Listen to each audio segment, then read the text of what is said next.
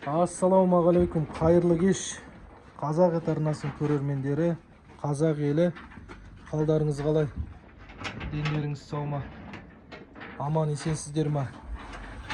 Так, бізде бір жаңалық. Қара бұқаның орнына осындай 3 жасар бұқа әкеп қойдық. Аллаға шүкір, бір бұқа кетті, екінші бұқа келді. Бұл бұқаны тамаққа үйретіп жатыр. Енді бізде білесіздер, отход береміз ғой міне. Рожки, вермишель, картошка, гречка.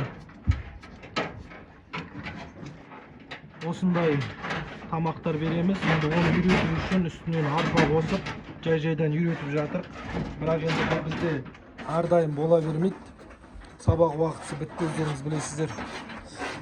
Міне бұқаларымыз толық тауысып жеп қояды. Міне құрамында қандайлар, міне гречка бар, одан кейін картошка бар, нан бар, рожки, вермишель, овсяная каша, перловка бар, в общем, бірауызбен айтқан кезде. Міне дымын қалдырмай жеп қояды. Пісіріп үлгеремей қаламыз. Мына бұқамыз тармаз істейді тұр. Осы құрметті көрермендер, бұқаларымыз тамақтарын жеп, Алла қаласа қазір демалады. Арасында қандай міне огурцы бар, ащылауларына.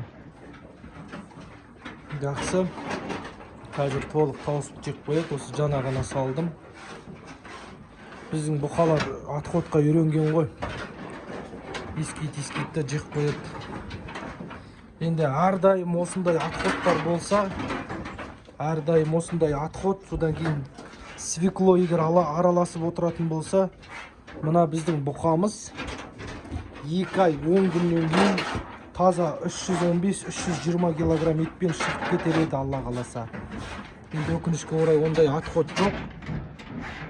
Арпа, бидай барымен көреміз енді, Алла қаласа. Енді бұл бұқаның көз өлшемі 174 сантиметр, яғни 50-50% есептегенде бұл бұқамыз бізге таза 210 килограммда ет бар екенін көрсетіп тұр. Енді Алла біледі. Ал енді көп көрермендердің сұрауы бойынша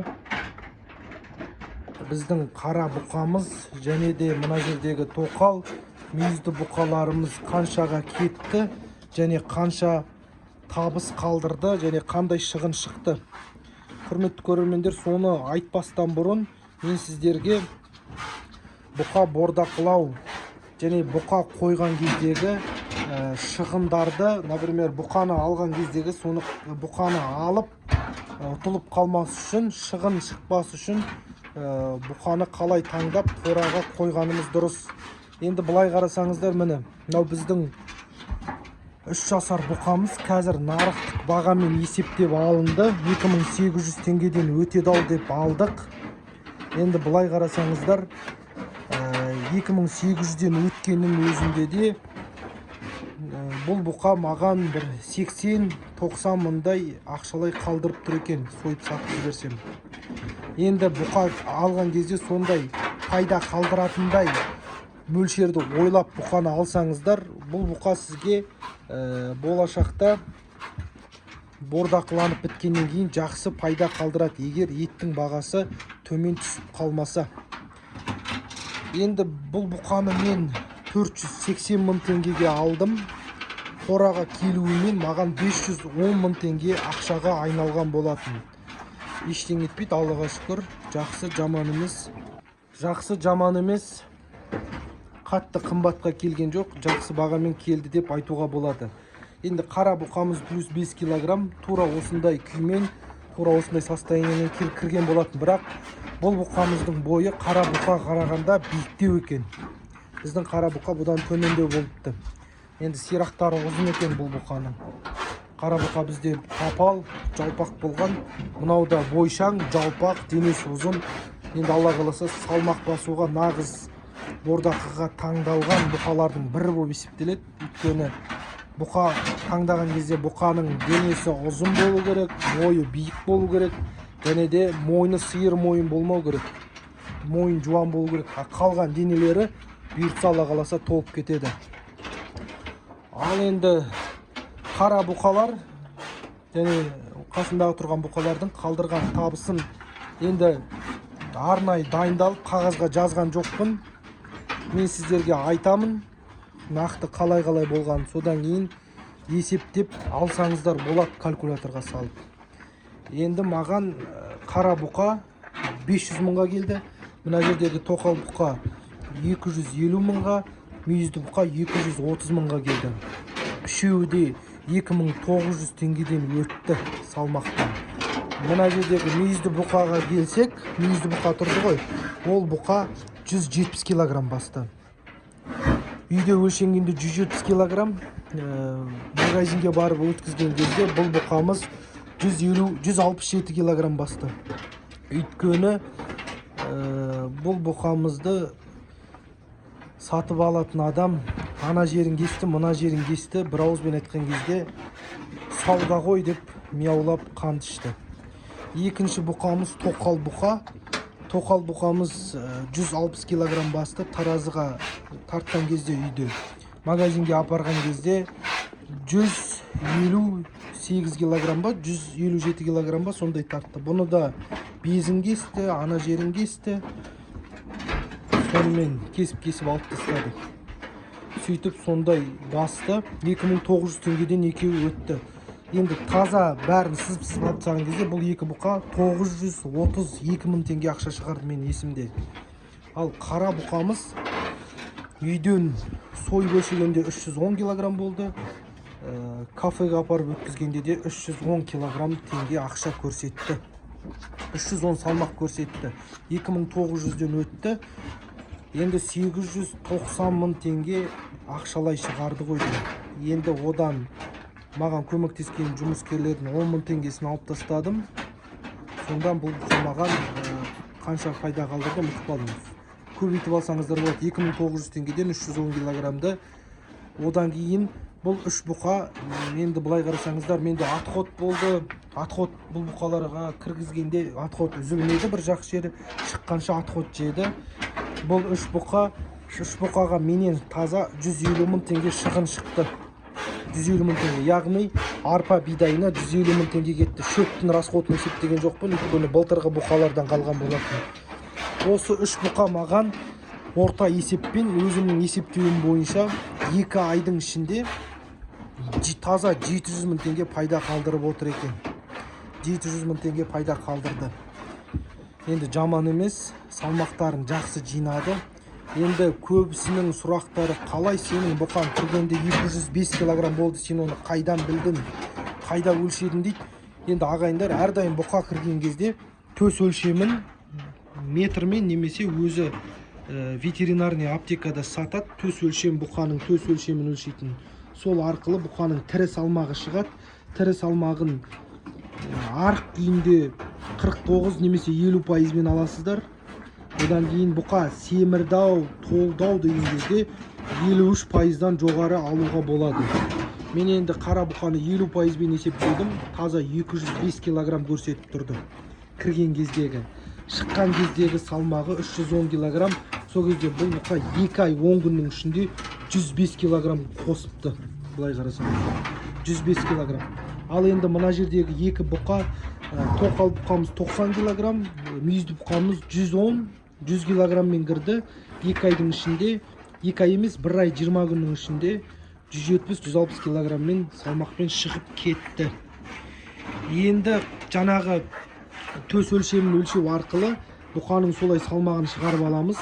Содан кейін өзіміз үшін өзіміз білуге. Енді қара бұқа шыққан кездегі төс өлшемін өлшетпеді, өйткені тепті, сүзді.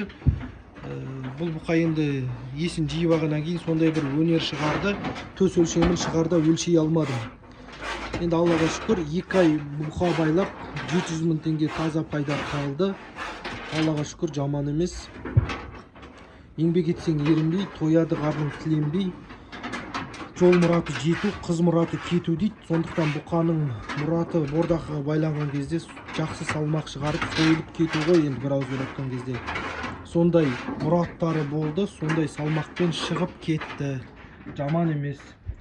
Енді жазғы бұқа бордақылау жақсы өтіп жатыр деп айтса болады. Біреулер айтып жатыр, жазды күні бұқа салмақ қоспайды, салмақ жинамайды дейді. Жоқ, жаман емес. Біздің қорамыз салқын, прямо ыстық емес. Сквозняктар, аны сквозняк ар жақта жерден кіреді, міне былай шығып кетеді. Енді білесіздер, жылы ауаға қарағанда салқын ауа, яғни жел ол ауыр болады. Ол төменнен өтеді. Сондықтан төбені жауып, төменді ашып қойсаңыздар, суық ауа төменмен өтіп, төменмен шығып кетеді ар жақтан. Яғни қораның ішінде циркуляция бар деген сөз. Ал циркуляция болып, ауа таза болып, жақсы салқын болып тұрса, бұқалардың тәбеті де жақсы болады, мұны семірулері де жақсы болады. Енді мына бұқаларды білесіздер, қандай болып кіргенін. Арқалары жұқа, арық болып кірген. Қазір жақсы, арқалары жалпайып, жылтырап, семіріп, мойындары жалпайып келе жатыр. Бұл бұқаларға бір ауызбен айтқан кезде асығыс жоқ. Жаздың соңғы айы немесе күздің бірінші айына дейін, бірінші айының ортасына дейін бұл бұқалар менде бордақыда тұратын болады. Содан кейін Алла нәсіп етсе, жақсы бағаға сатылып кету керек. Енді малмен айналысқаннан кейін өзі Алла Тағала айтқан, сендердің малдарыңды және отбасыларыңды дейді, сендерге сынақ үшін бердік дейді. Отбасы дегенде әйелдеріңді сынақ үшін бердік дейді. Сондықтан ендігі мал болғаннан кейін кейде ашуланасың. Бұлар да енді мақұлық қой, сөзге түсінбейді. Алдына шашып, бычытқып тұрады. Енді қанша ашулансаң да сабыр сақтаған дұрыс, бірақ кейде ашуланып мынандай шыбықпен бір-екі ударын алып алады. Онсыз болмайды өйткені. Аласұрады, қопарады.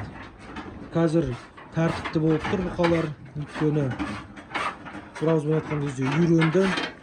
Енді бұл бұқаларды сипап, арқасын тарап үйретсеңіздер, жақсы, өз-өздерін жақсы ұстайды екен.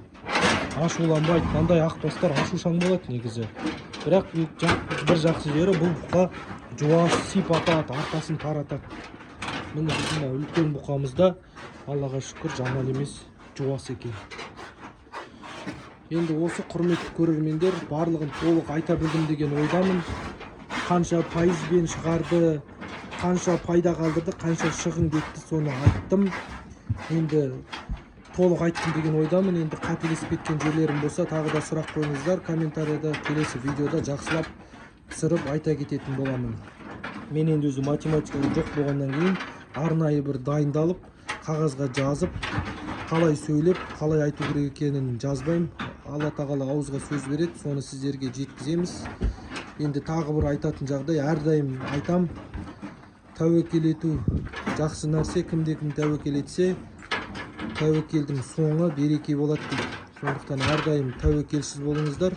Аллах Тағала тәуекел еткен құлдарын жақсы көреді.